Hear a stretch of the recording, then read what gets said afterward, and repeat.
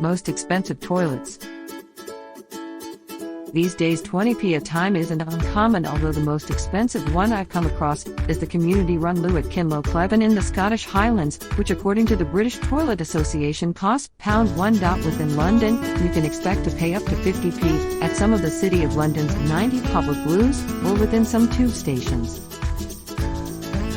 A tidy profit considering Water UK, which represents the major water suppliers, says it costs just 2p per flush. Other pricey public toilets include those opposite Westminster Abbey, which charge 50p a time.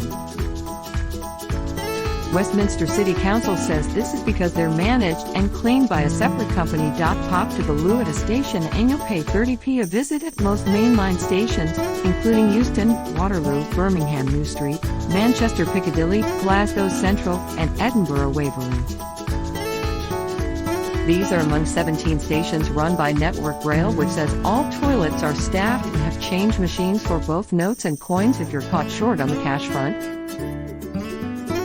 Other station toilets are usually run by the local rail franchise company. Other higher than average charges I've come across include 40p in Scarborough and York, 30p in Southport, and 30p for the public loos run by Perth and Kinross Council.